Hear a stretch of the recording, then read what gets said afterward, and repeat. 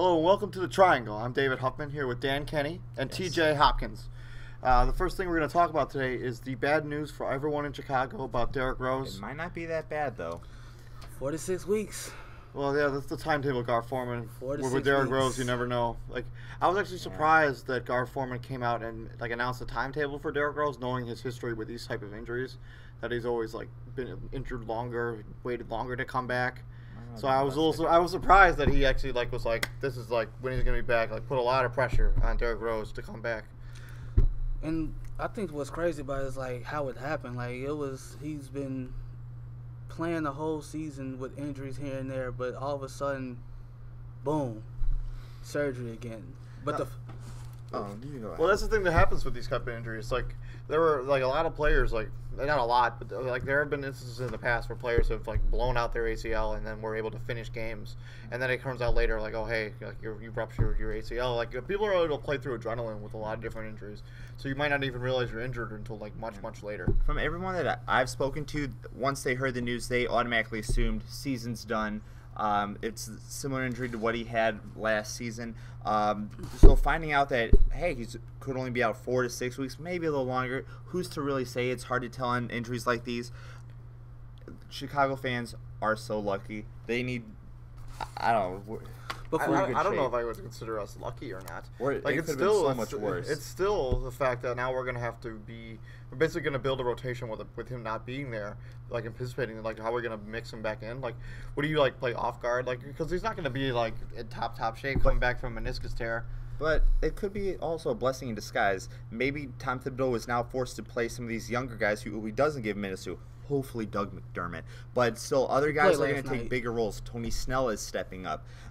More people are going to get involved, and this could make the Bulls a deeper team come playoff time. And the other thing that I noticed is one of my biggest criticisms about Tom Thibodeau as a coach, I just feel like he plays his players too many minutes.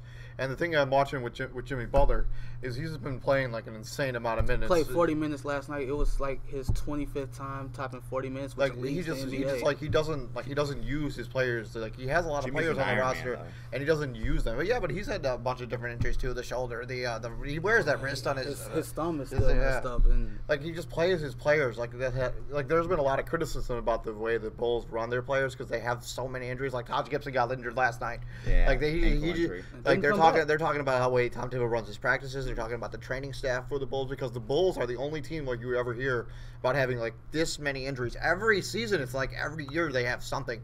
It's not it's not one player that gets injured all the time. It's everyone on their roster. Dunleavy was out for a while. Mike Dunleavy gets injured. Taj Gibson, Joakim Noah, Powell. Everybody on the Bulls just seems to get injured. There's a lot of questions. There's a lot of questions. There's a lot of questions about the fact. Last night. There's a lot of questions about the way Tom Thibodeau runs his practices and the way he uses the players that he's been given on his roster. Why, if you're the GM of the Bulls, why even bother giving Tom Thibodeau all this talent if he's never going to play any of these guys? Tom Thibodeau is a good defensive-minded coach, but at this point in his career, he's too stubborn to change his ways. He's not going to stop playing players the way he is because it's gotten him this far. It's won him a championship in Boston, and he was an assistant in Boston. Let's not be crazy. Yeah, but what was Boston famous for? Defense. Their defense. Okay, he's a good head coach. He's got that crazy voice, but he's still. I don't think the Bulls overall are in complete jeopardy. I still think they're going to be a top 4 seed in the Eastern Conference. Oh, come on. Washington's fading. Washington's lost 6 straight. Yeah, I think it's a given that the Bulls are going to be top 4 seed. I think because of the way that everybody else in the Eastern Conference is. I think they're a lock for a top 4 seed. I'm just concerned about let's say they play the Wizards in the first round, and let's say Derrick Rose doesn't come back. I think that might sweep us. There's no way we can compete with the talent that the Wizards have. They beat us last year in the playoffs, and it wasn't pretty. We could. That's far away to decide who's gonna be a playoff matchup and who's gonna win. But I feel like the Bulls could come back and they can still win a championship this year as long as Derrick Rose fits. He's inserted back in the lineup and fits well with these players that are going to be playing a lot more now. I don't know. The Derrick Rose thing just bothers me. I just bothers everyone here. Bothers everyone. It's like 3 straight seasons that we're gonna have to now we're gonna be waiting for him to come back. Like, let's say he doesn't come back in 4 to 6 weeks. Let's say he doesn't come back for this season at all. Like, he's just like, oh, I can't. I'm not mentally ready to play again. Like he did with the ACL. I don't know. I just like a lot of stuff about that kind of stuff bothers me about Derrick Rose. That's a whole nother can of worms, my friend.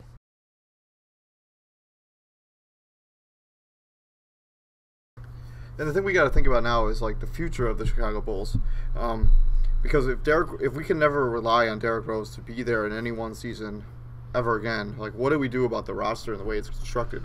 Because every season it seems like they construct the roster to be built around Derrick Rose, but there's no guarantee that he's going to be there for an entire season or every season. And the fact of the matter is he's got 2 years at $40 million left on his contract, so we're not getting rid of the money. We're going to be stuck with him. And Butler's a free agent, and if he doesn't hear what the Bulls, he needs to get paid.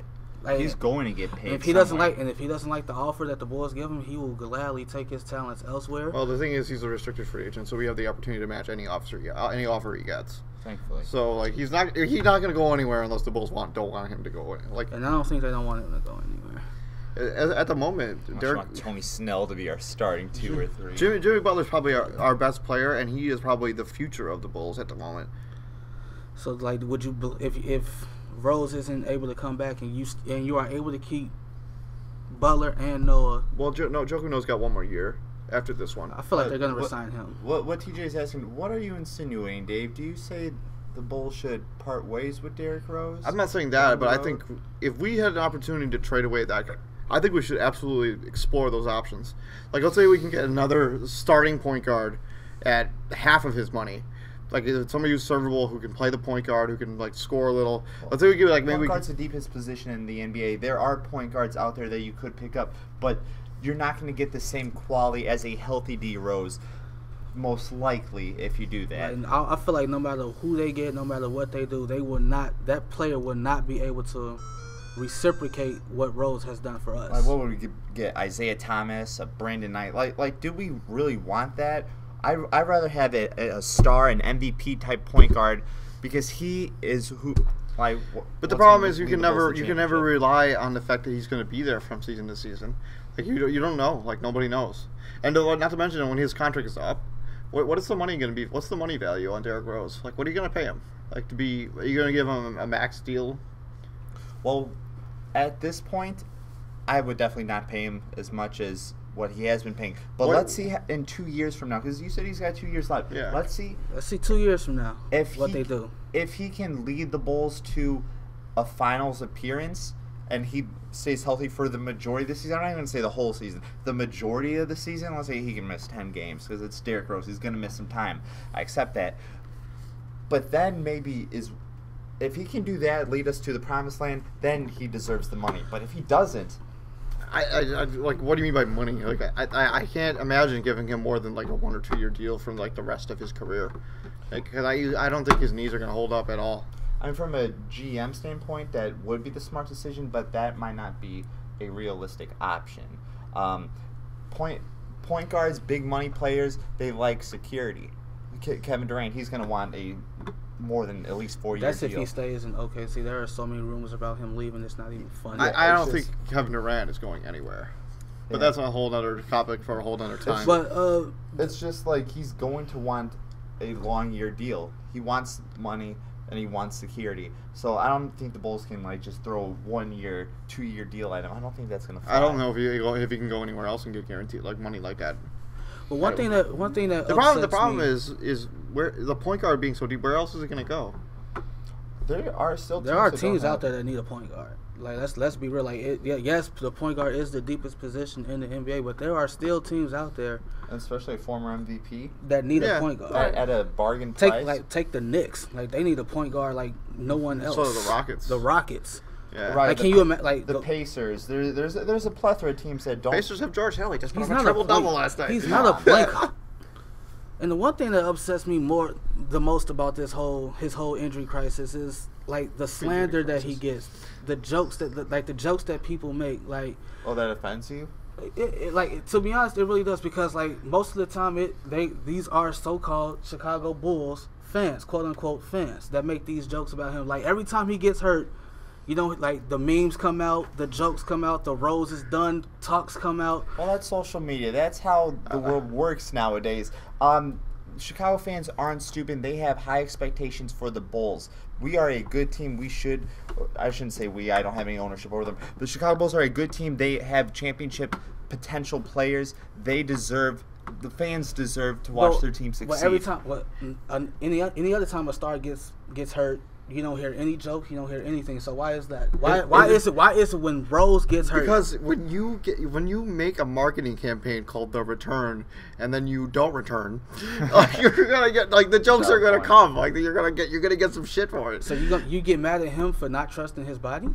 Like, yeah. You get mad at him for not trusting for going against his better. I'm not mad at him, but if you're gonna make a marketing campaign called The Return, you probably should eventually return. I understand why they're poking fun at the whole concept of his health or lack thereof at this point. I know that's not like the humane thing to do, but sadly that's how the world works now. There's memes get posted every minute, and not to mention when you put, like, because of people in Chicago, especially in Chicago, because he was like the golden boy of the city, like they put him on such a high pedestal. I think people enjoy seeing people crumble. Like they enjoy. Yeah, right. Derrick Rose was put him in such a high place in this city, and people enjoy tearing people down. They tear like chinks in the armor. They see it exposed, and then they just attack. Kind of like Cleveland and LeBron. Yeah, Part 1. Yeah, like Part 1. People burning jerseys and such. Like, I have people on Facebook friends would be like, "Oh, you want to go burn our Derrick Rose gear?" I'm like, "No." Yeah. Like, I don't know. Like, are you kidding me? No. I feel like that's satanistic ritual. I don't like it. But I think the Derrick Rose jokes are funny though at some points. Like I was at the rec yesterday, and somebody I was like making a shot, and he's like, "Oh, Derrick Rose," and somebody was like, "Oh, you're supposed to get injured after you shoot." Like after getting like. Yeah, I mean, I'm not gonna say like I don't enjoy them. I'm not gonna say they're funny, but that's just kind of like how the world works now. And I think because of who Derrick Rose is, like, because if he doesn't talk a lot, like, so people don't really know what's going on with him, like really. And then when he does talk, he usually says something he shouldn't say, or he has like his brother talk for him, like, which is a bad. Because we were talking like with Kobe Bryant getting in three straight seasons where he's had season-ending injuries. Kobe's 35 plus. He's been there. He's done that. Kobe's won 5 rings. He doesn't have to prove anything to anyone. Yeah, just the thing with Derrick Rose. If he really wants to silence all of his critics out there, win Chicago a championship. Period. Come back in 4 weeks. If he wants to silence a lot of the stuff that like all the hate on Derrick Rose will be silenced if he comes back in 4 weeks. If he comes back in 4 weeks, like ready to play, like everyone will stop. A lot of it will stop. But it's like until he gets injured again. It's like the same people that praise his name are the same ones that talk the most trash about him. And it's just like, how can you call yourself a fan when when he's here you're with him, when he's not here you're against him, and you're just there are like instances of that happening a lot. Like the people that are like most behind your back when you're like when you don't really need them, like because you're doing what you need to do. But like as soon as like as soon as you require somebody to be there for you, like it's like, oh, sorry, dude, we're not gonna help you out on this one. You're on your own. Welcome to the 21st century, boys. I think that'll conclude our Derrick Rose conversation. We all wish him a speedy recovery. Hopefully, he can get back to the MVP form that he once had. We'll see. The next thing we're going to talk about the teams. Now that we're talking about the Bulls and they're guaranteed to make the playoffs. So there are some teams out there that probably won't make the playoffs, but have a really high ceiling. Like they could eventually, like they could possibly. The potential is certainly there. They're just not playoff bound. So that you could see within the next season or two that they could be a playoff team. Yes. If you had to pick 3 of those teams right now, who would you pick? Well, one for me would have to be Sacramento. I feel like if you give George Karl 1 full year with that team, he'd be able to work some magic with that team. I mean, like you give Rudy Gay his money, you gave him his money, and Rudy Gay's not a bad. Like Rudy Gay's a good player. He's not great. He's a good player. DeMarcus Cousins is arguably one of the best big men. He's their best player. He is the hands best down. player. Rudy Gay adds a maturity element to that team that I think they really needed. Like, Yes. because Rudy Gay is a consummate pro. Yes. Like he does everything you're supposed to do. He plays the right way. Like Rudy Gay is I think he's a good player to have around a DeMarcus Cousins, who is an explosive. He is an explosive player. Two wild cards though for Sacramento. Darren Collison, once he returns, Injured. hardly plays, and Ben McLemore. Let's see if he can come out of his shell. He's got a hell of a lot of talent. He My has- my, his my explosive- problem his my, ceiling my is problem very my high. problem with Sacramento is that they draft like garbage. Yes. Unless it's DeMarcus Cousins. Usually, yes. They don't draft very well You at all. wasted a draft pick on Jimmy Jimmy Fredette. As far as it seems like right now, Nick Stauskas has probably been a bust. You probably shouldn't have taken him where you take him, especially since you have a lot of players that don't like him already on your roster. I agree. Like, what are you gonna like? I don't. And another problem with Sacramento is like Their management. Their management, and like it seems like they're only formidable at home. It seems There are like, a lot of teams you can It's like say it that seems about. like you get the best out of Sacramento in front of. I mean, yes, there are a lot of teams like that, but it seems like it's just with the talent that they have. The talent that they have, it seems like you only get the best out of them at home. There is something about that management team that's like that. Isn't Shaq a deters minority me. owner? for that Yeah, team? he is. That's why he's always talking about DeMarcus Cousins on his show. Like, it's just constantly. But, like, the thing that worries me is, like, they don't seem to develop players as well as some other franchises do. Like, do you realize that, you know who drafted Hassan Whiteside? Sacramento. Sacramento did. And, you know, like, they didn't think he was anything, so they just threw him, like, they just tossed him aside. And he went over and played Euro basketball. When he came out, Hassan Whiteside. Yeah, but you think if He's a you project. yeah, but if you think you could develop him into what he is, like anything. I mean, like Sacramento can't develop anything. I mean, like look at Houston. Like the minute Dwight Howard went to Houston, who did he link up with? Kareem. Hakeem Olajuwon. Yeah. You got Kevin McHale, who's your head coach. Like he specifically worked out with those two guys. Hakeem Olajuwon, best footwork for a big man I've ever seen in my life. The Dream Shake. Has a move named after him. So of course, like I feel like if Shaq was to actually work with DeMarcus Cousins, it would do him some like tremendous. But the problem is that the Kings have a bunch of other players on their roster right now that are like pretty much busts. They got Derrick Williams, they got the Jason Thompson, they got like a bunch of these guys were top 5 picks that ended up on their roster. Derrick And like Williams was second. Jason Thompson was like a top 10 pick. Like that guy, they thought like he's super athletic. There's no reason that he can't be a good basketball player. Like Tristan Thompson. I mean, not to compare their lessons, but they're tall, long power forwards that can rebound. Dude, Jason Thompson is crazy athletic compared to Tristan Thompson, yes. Jason Thompson, dude, Tristan Thompson can actually play. Well, yeah, but like they just don't seem to develop players in the way that I would trust a franchise. But I've always especially as a fan base. Like if I was a fan base of the Kings, I'd be concerned. They've never had a head coach that I've trusted up until this point. I trust George Karl. Before then, name a Sacramento head coach. Mike Malone. Besides this year, come on, that's easy. They've had 3 head coaches now this year. Try to name another head coach for Sacramento. I think the last good coach Sacramento had was the team when he was Keisha. Yeah, when they had Stojakovic and Vlade Divac, and they bounced around from Jason Williams to Mike Bibby. Like that team right there was like the best team Sacramento has ever had. Probably will ever have again. Probably will ever have again. For a while, I don't know. Another team that has some talent are the, believe it or not, the Minnesota Timberwolves. I believe they have the worst or one of the bottom 3 records in the NBA right now. They are second. They are second. No, matter of fact, they do have the worst record.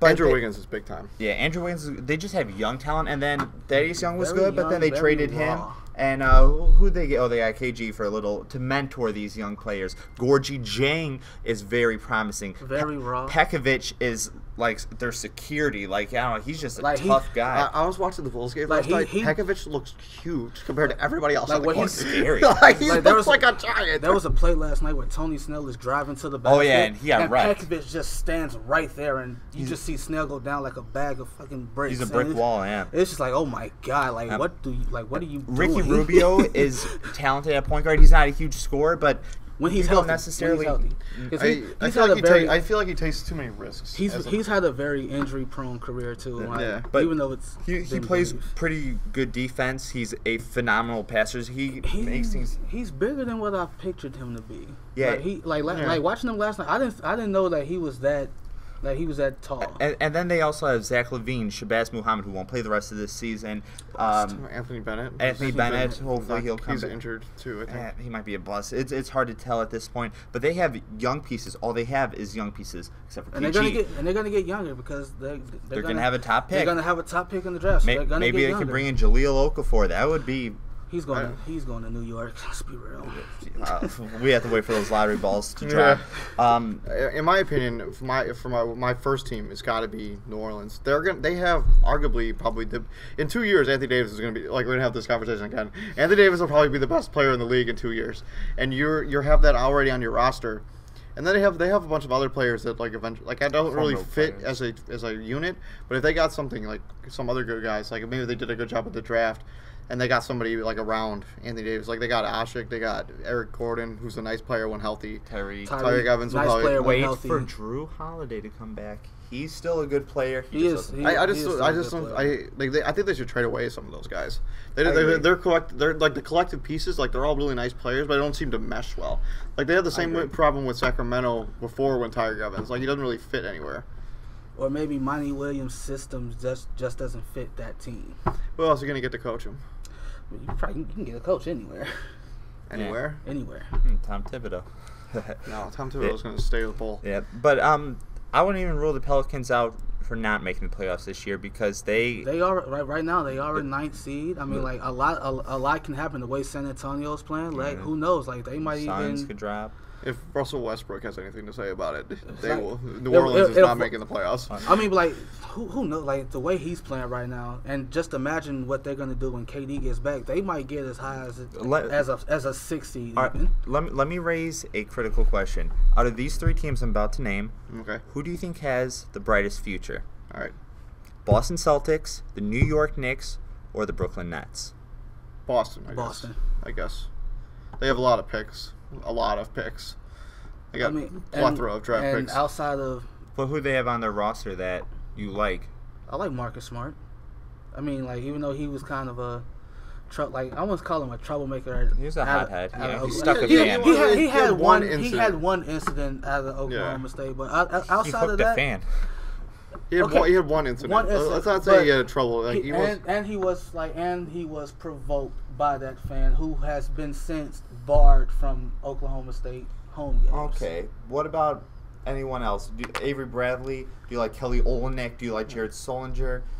I'm not sold on all of these players. Avery Bradley's a nice piece. Avery Bradley's he's okay. Yeah, but out of these teams, I don't think the Nets have players that are going to stay. They have no picks, and their players are getting older. Darren Williams, I think, if I'm not mistaken, Darren Williams is a free agent. No, he's not. He's not? No, I don't think so. Right now, the New York Knicks don't have any talent on the roster, but they do have one player who's going to be there for a long time, and that's Carmelo Anthony. And Carmelo Anthony is one of the greatest players right now in the NBA. Yeah, he doesn't play that much, but he is a phenomenal scorer, and they're going to get a top 5 draft pick, and then they got Phil Jackson running the boat. It's going to be interesting to see. I think they're a project. I don't think they're going to be good next year, but I feel like they're certainly going to improve. They're not going to be good for 2 years out of Carmelo Anthony's deal. But Carmelo might be able to intrigue some free agents, might be able to bring them to town. Who's going to go there? I just Rondo. I guess they can get Rondo. Yeah, and don't get me wrong. Like see how Bargnani don't get me wrong. Like out. New York City, Bargnani's a free agent after this season. New York City is a prominent free agent. It's the Mecca. It's a good destination. It's the a number good one market. It's called the Mecca of basketball, but they haven't been good. They haven't won a title since like 71. Yeah, like. But they have an owner. The last time they won the title, Phil Jackson. They have an owner. They have an owner who constantly interferes with basketball operations.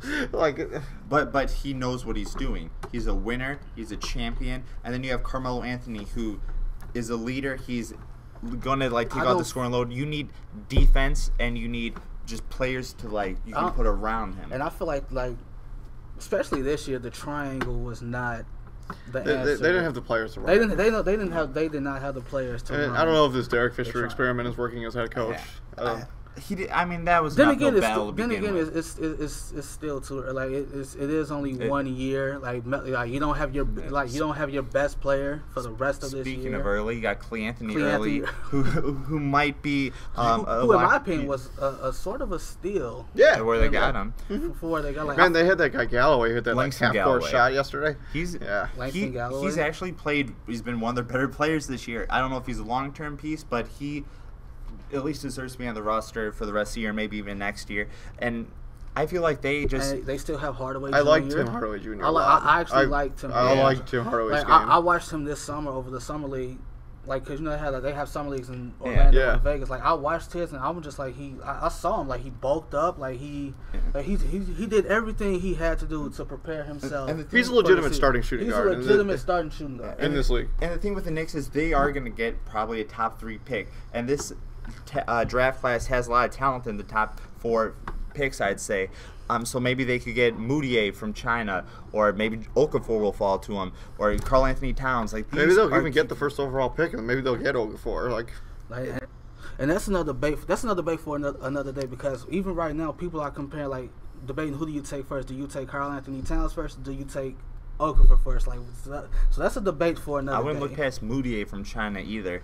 He's a tall point guard. We can always talk about this kind of stuff later. Yeah, but I just feel like the point I'm trying to make is if you put Carmelo Anthony next to a top talent, maybe the number 1 overall pick, I feel like that's going to attract players, and now they have a good owner.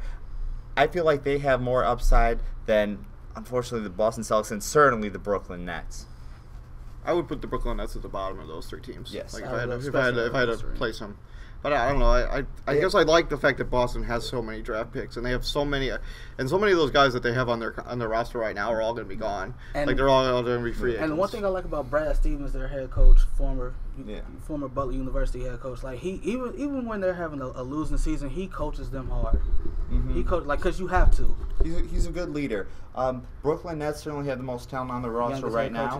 They still might make the playoffs this year. But Boston could potentially make the playoffs this year too. They're not totally out of it. Yeah, they're not totally out. It's the Eastern Conference, but they're only like a game back of 8. Isaiah Thomas has actually played very well for them. Yeah, he has been nice. He's been scoring well. But they're just still trying to replace Rondo. That's pretty much what they're doing. Yeah, but they're still trying to you can get any type of scoring guard and replace Rajon Rondo because he's not a scorer.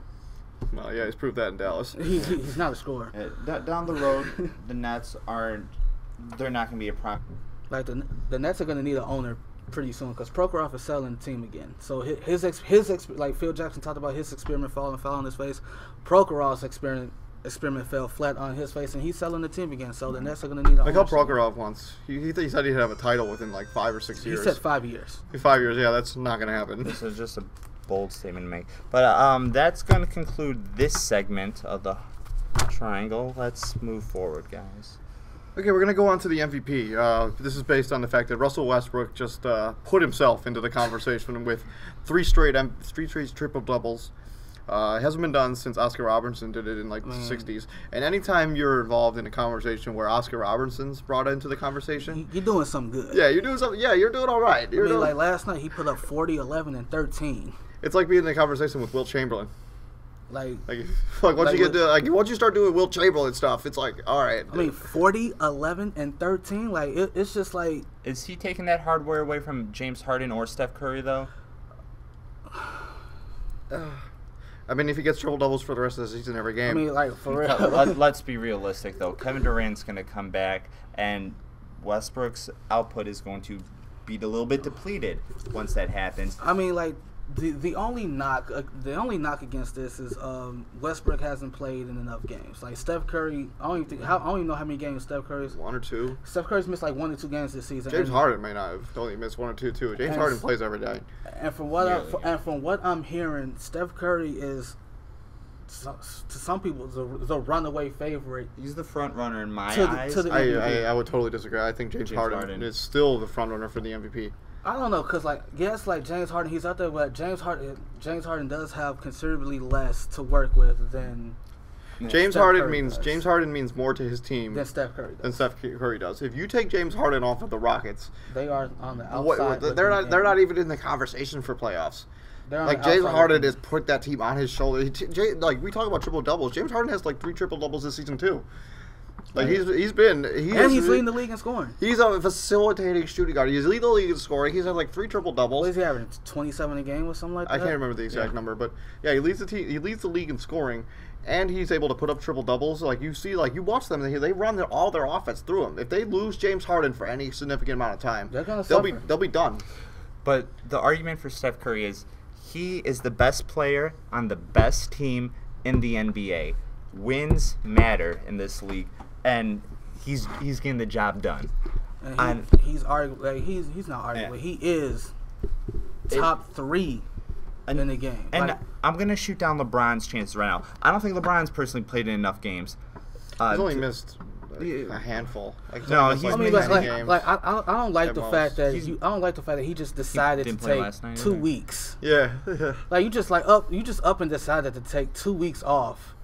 Yeah, like. And these other, like Harden, I don't have a problem with either Harden or Steph Curry winning this award because it's something different. It's something different. Like when you had the stretch of LeBron winning 4 straight. I mean, it's good to see that freshness. KD, and then now you're gonna have you're definitely gonna have a new face. I don't think voters should vote because of that though. I feel like they should vote purely because who do they believe is the best player in the NBA this year? And I feel like the media kind of ruins the MVP. Like. Fan voting, because the fans do.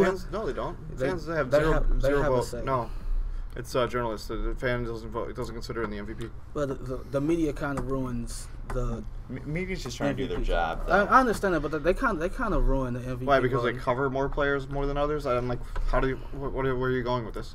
It's I feel like they play favorites. Okay. I feel like they play favorites. Like to me, I don't think. LeBron has. I don't think don't get me wrong. I'm not knocking LeBron at all. I respect his game. He is arguably the best player in the world outside of a healthy Kevin Durant. I don't think LeBron deserves the 4 MVPs that he got. Yes, he does. So are you claiming you don't feel the media is objective enough? No. So what you're saying is that you don't think that they give these other guys enough screen time. Exactly. They overcover LeBron and because he gets so much screen time. Kobe Bryant has played 17, 18 seasons in the NBA. How does he only have 1 MVP? Well, because he rubs journalists the wrong way, and journalists are the ones that do the voting.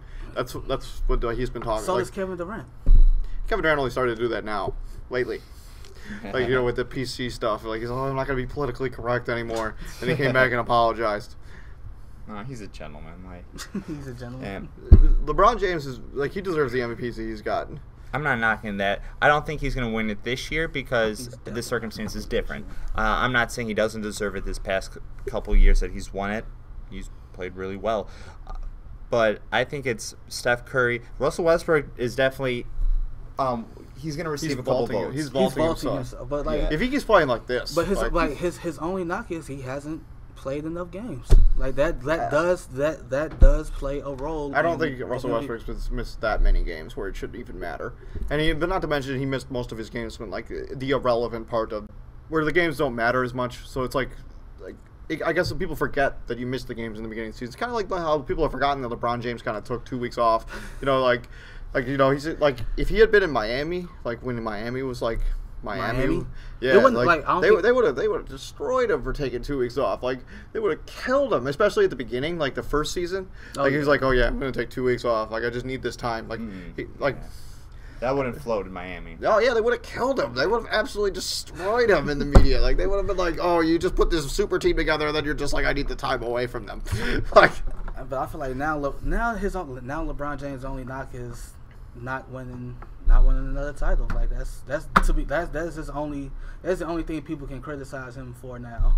I still think they can probably win the title this season. I still think that they're probably with the Derrick Rose variable. I still think that they probably will come out of the Eastern Conference if Derrick Rose never plays again this season. Don't disrespect Atlanta like that. It's totally disrespecting Atlanta. It'll be interesting if the Indiana gets the 8th seed. Paul George comes back. Yeah, Atlanta being the 1 seed, playing Indiana at the 8. It'd be the reverse of last year. Yeah. And how the shoe is on the other foot this time. If Indiana gets about riding an emotional high. Oh my God. Indiana gets a Paul George. I can't believe Paul George is coming back. Like he's already practicing. What they say, March 1st? Yeah. No, that's tomorrow. He's not coming back tomorrow. No, like practicing. No, he practiced last night, yesterday. He started doing full practices. Like that's crazy. Yeah, he's gonna be back. He's gonna be back, and like Paul George. Oh, I love Paul George. So, all about Paul George. So if you had to cast your vote for MVP right now, you're going with Harden, not close. You're going with Steph Curry, very close. I'm gonna have to give it to Curry. I'm sorry.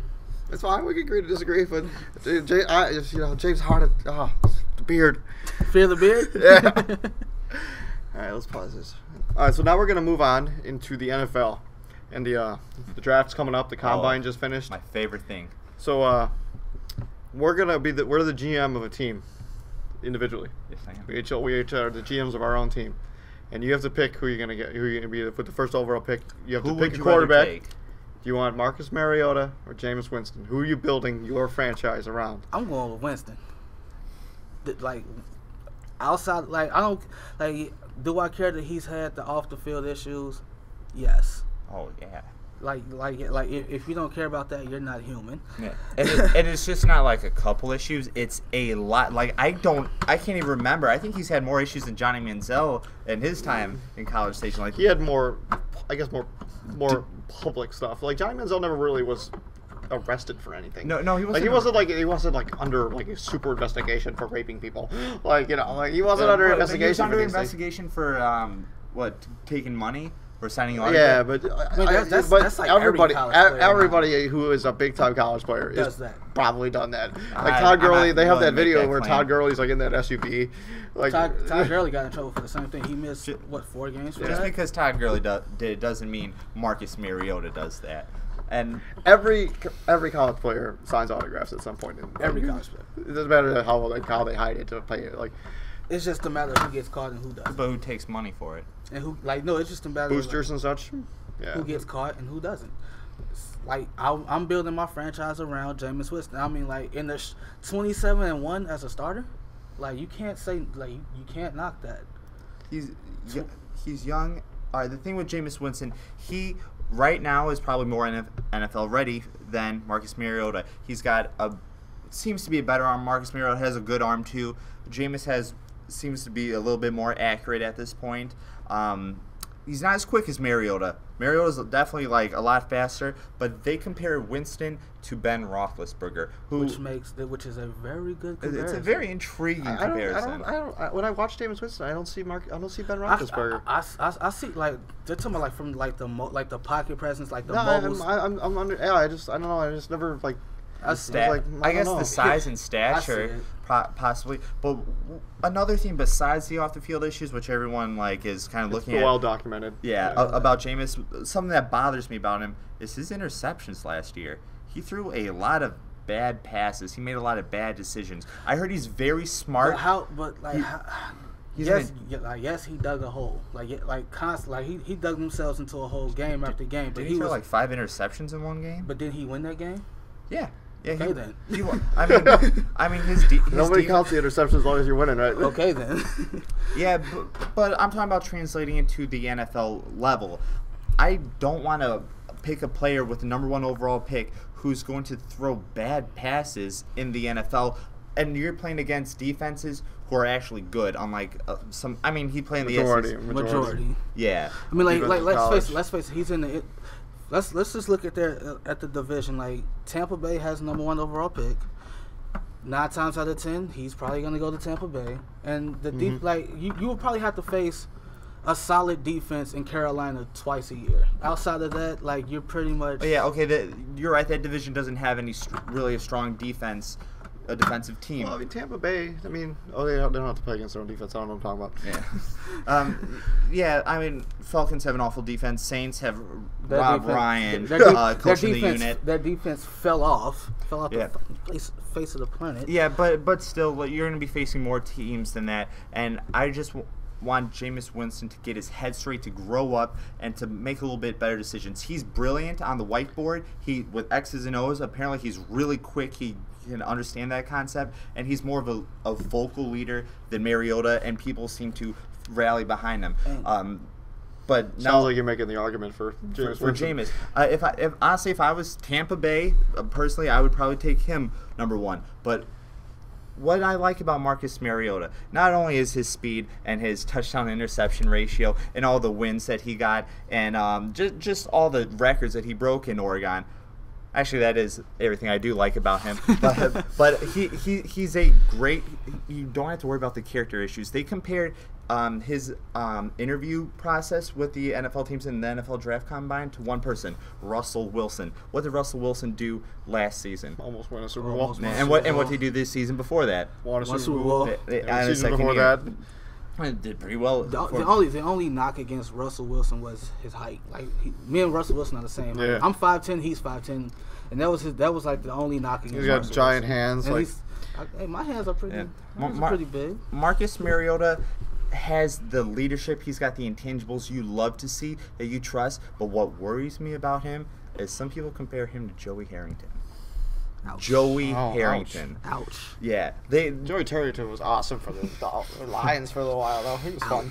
Yeah. So, I mean, you could be drafting Marcus Mariota, who could be an electric player in the NFL. He can dominate the NFL, or he could be a Joey Harrington. That's the risk reward you take. You need to shape him and mold him. I think Marcus Mariota doesn't have as much risk as a Jameis Winston does.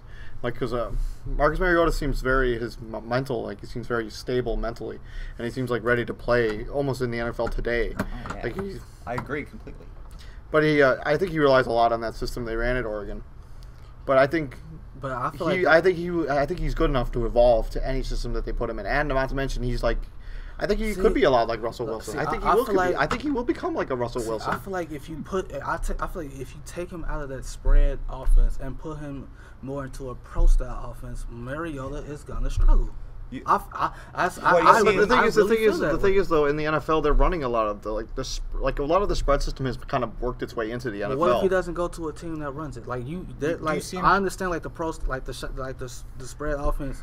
It's coming up. It's up and coming in the NFL, but you still have teams that cling to the old. And I think he will, like, especially if let's say he goes to the Jets, who have they're going to be building a whole new offense. They're going to be building because they got a whole new coaching staff. So they will. Geno Smith is out. Oh yeah, absolutely. Geno Smith is out. Yes, Geno Smith is out. I wouldn't say I don't think he'll still probably be there on the roster and everything. He's Jets might go defense though. Todd Bowles loves defense and he loves shutdown corners. They need a quarterback. they just need one. So what if Mariota goes to Arizona because they need a quarterback too? He's not. He's not going to fall all the way wherever he's going to fall. That would mean he would have to pass the Eagles. That's not happening. I can tell you that. And they paid Carson Palmer way too much money to be injured. Yeah, to draft them. TJ, let me ask you a question. You say you're scared of Marcus Mariota and the pro style offense. You're scared of him going under center. Do you think he's gonna? What are you scared of? Is what I'm getting. Do you think he's gonna drop snaps from center? I don't think he would be as. What's wrong? I don't think he would be successful in a pro style offense. Why? It's not what he's used to. But you don't think he can adapt? No. As humans, naturally we adapt. Not as fast as a team would like him to. Why don't you think he'll adapt specifically? Because all he ran at Oregon, like the first play of the game, they coming out shotgun. First play of the game, shotgun spread. Shotgun. He has a running back next to him. He has his 3 or 4 wideouts or a tight end, and 9 times out of 10, the first play is either going to be a pass or a read option. With him keeping the ball.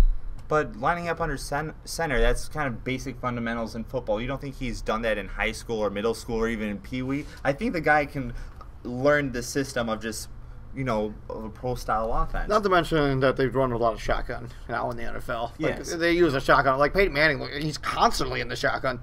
I get it. Like, he's always in the shotgun or in the pistol or whatever they call it, the less than the shot. Yeah. It's going to be a debate. If I was specifically Tampa Bay, I'd probably take Jameis. But if I was running my make-believe team, I like Mariota. I just think Mariota adds different variables that a team would have to defend. Look at Russell Wilson. If the pass isn't open, he's running. If the run's not open, he'll do something else. Winston can run. He's not known for it. He's not known for it, but he can. Like he's not as fast. Well, we all know he's not as fast as Mariota, but he's not slow, but he's not slow, but he's slightly not fast. below but average. I think if you're right though, if you were Tampa Bay, I think you do take Jameis, regardless of all the other stuff, just because of the fact that he is from Florida State and Tampa Bay.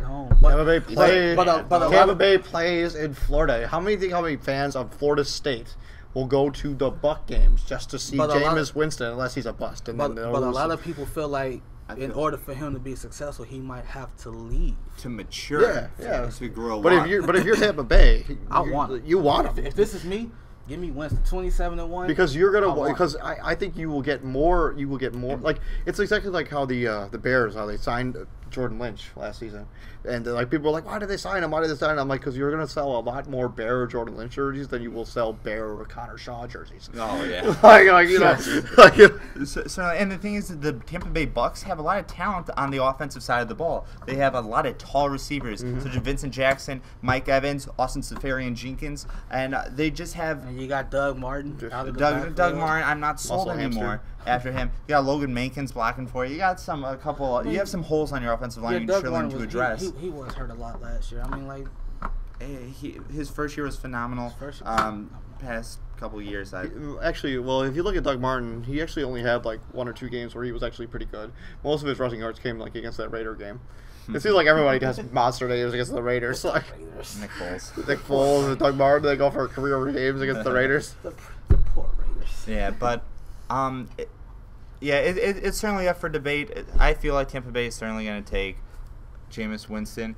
I'm going to be curious where Marcus Mariota lands or how far he falls. Does he fall past 2? Does Tennessee grab him? Does he fall to 6? Does he fall to even St. Louis at 10? Or I think he will be a Jet when it's all said and done, in my opinion. Unless the Eagles do something drastic and trade up, I think he will be a Jet. But who do you give up? I mean, like.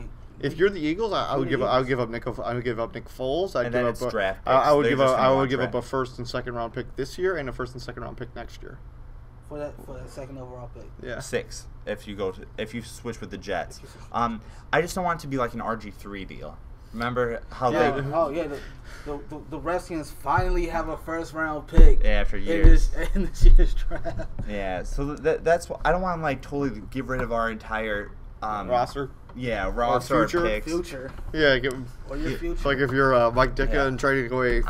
Like basically, personally, as a GM, I would covet second-round picks. I feel second-round picks are a lot of underrated players that turn out well in the NFL, and it's less risk because that's where you get all your running backs now. So I'd be okay giving up a first-round pick. We'd switch first-round picks this year, probably a second-round pick this year, and hopefully a first-round pick next year, maybe a 4th or 5th round we can toss your way to, little consolation prize. But if I was the Philadelphia Eagles, I would move up and I would take Mariota because he could lead us to a Super Bowl within the next 2 years. Says Philadelphia Eagles. That is a bold statement. Russell Wilson did it. That's exciting. He's not Russell Wilson. He's got more talent coming out of college than Russell Wilson. What? Russell Wilson was a 3rd-round pick. All right, so we're going to have this debate for a whole other time. We're already at about 45 minutes. He developed a lot faster than what anyone could ever foresee in Russell Wilson. But coming out of college, Mariota has a little bit more talent than Russell Wilson did. That's all I'm going to say. We can move on now. We're not going to get into all right, well, I think we're done for today, guys. That's it? This is from David, Dan, TJ. Yes. This is The Triangle signing off. Have a good week, everyone. Stay safe.